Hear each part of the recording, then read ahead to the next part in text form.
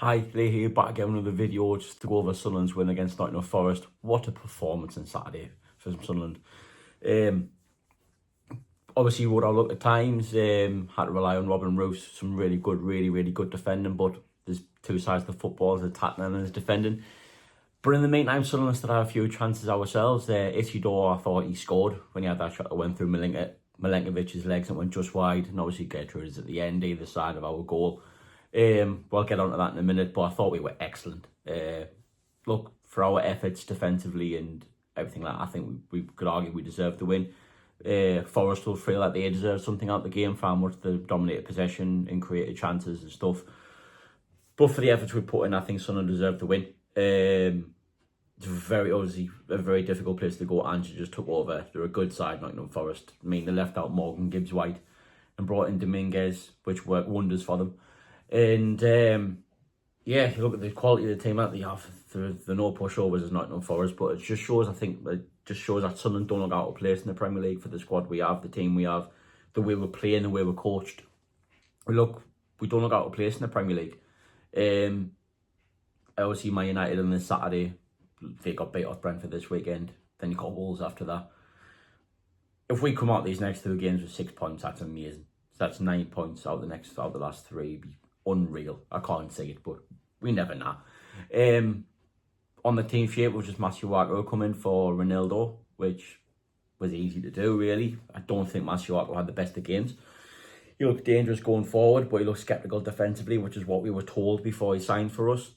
And I think it was the right thing to take him off when we did and move Trey Hume across the left back, who again I didn't think had the best of games, Trey Hume. And when you brought Gertrude on, and that's the way I'd probably go against Man United, I'd probably play Hume at left back and Gertrude at right back. But for Trey Hume's sake, he hopes we don't, because I think if Gertrude gets in the team and starts playing very well when Ronaldo's back, it'll be Trey Hume that misses out. On the goal itself, look, it's simulation, isn't it? If that's in the box, it's a free kick given to Sunderland, it's a yellow card for diving, so why should it be any different outside the box? I generally didn't understand the whole aspect of it from Sky saying it was controversial. He doesn't get touched.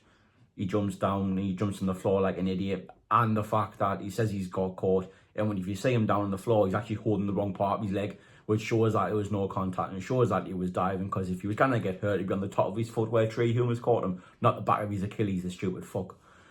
So yes, it's fair play to the referee. People are saying that the one diving cut out the game, and they got punished for it. They can blame the referee all they want, saying it wasn't a free kick, but it's their fault they left Omar Alderete unmarked at the back post, and it's a brilliant header to get it past Matt Sells. And yeah, we went 1-0 up at half time. Obviously, Forest came out, made a change that brought Morgan Gibbs-White on for Dominguez, which kind of summed up Dominguez's performance, to be honest. I thought it was shocking. We stand out for Nottingham Forest. I thought Dan and Doy was brilliant. For Nottingham Forest, I thought Elliot Anderson had a decent game. But I thought Sunderland we dealt with it. I mean, I said this in the group chat. I didn't know how Ange Postecoglou has won the Europa League with Tottenham last year. He had a plan A, which was get the ball out wide, put the crosses into the box, and Sunderland dealt with it, other than one or two opportunities where Chris Wood should ban them both, to be honest. And when it comes to the last 10 minutes, Sunderland arguably bring their best aerial threat on in Dan Ballard, and he doesn't have a plan B. He continues to just get the ball out wide and lump it in the box, and Sunderland dealt with it. Obviously, Chris Wood should do better with his chance in the first half. But it kind of sums up like the difference between, I'm not trying to compare the two of them, but like look at Gabriel yesterday for Walter Marder's goal, he gets a little touch in the back and guns down like a sack of shit. Where that one, for the one in the first half, Alderete is still trying to win the ball and put off Chris Wood, which he does know how it goes over the crossbar. And at the one in the second half, Chris Wood should take the fucking net off, to be honest. But he doesn't, thankfully. He has a square head for that one opportunity against wide of the post. But there was a few opportunities as well. Trey Hume got us in a little bit of bother where Alderete had to make a block, then Roosters had to make the save, then Roosters had made 2 or 3 other saves. I loved his comment on Match of the Day where he said Nottingham Forest could have played for another hour and we didn't feel like they were going to score. And yeah, we had that Gertrude chance at the end and we won the game 1-0, and it's 11 points in the top 5 of the Premier League. If you offered any Sunderland supporter this start at the beginning of August, they would have snatched your hands off it. No one would have believed you. But But it's mint. As obviously, we don't look out of place in the Premier League. We've well and truly made the step up. And other than Saturday, I think all three newly promoted teams have upset the apple cart this season. I mean, Leeds got a good point at home to Bournemouth. Should have been 3 if they held on at the end. Burnley, yeah, they got hammered off Man City.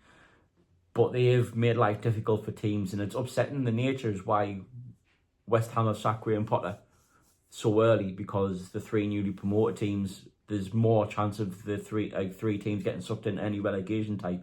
And look, it doesn't matter how big the size of club they are. Leeds got relegated in 2003. If Man United don't put the ideas up, as they could get dragged into a relegation battle. You never know.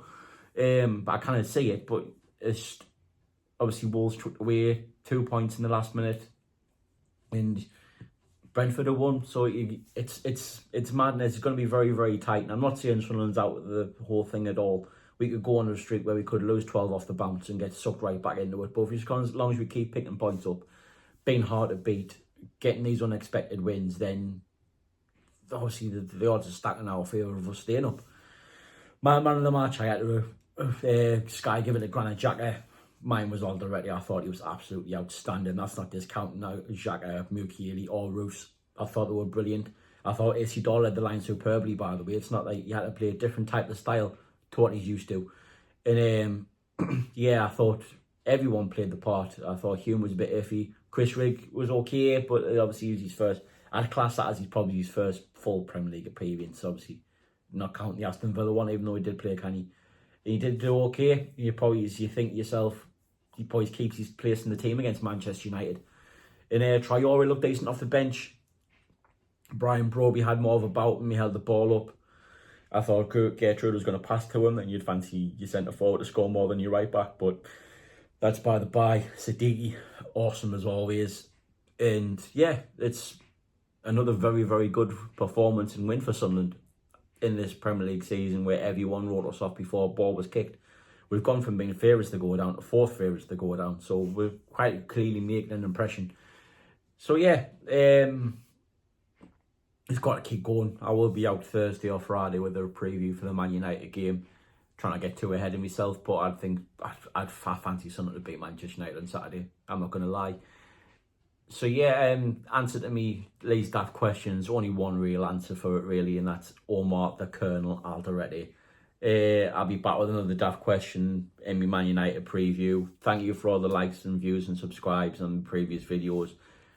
Just keep doing it. Obviously, it shows that people like it and I'm not wasting my time in doing it, so I really, really appreciate it. Enjoy your week. Obviously back to work for everybody today, so just have fun with the season. It's gone off to a great start and we've got to keep it going. See you on Thursday, Friday. Enjoy your week. How are the lads?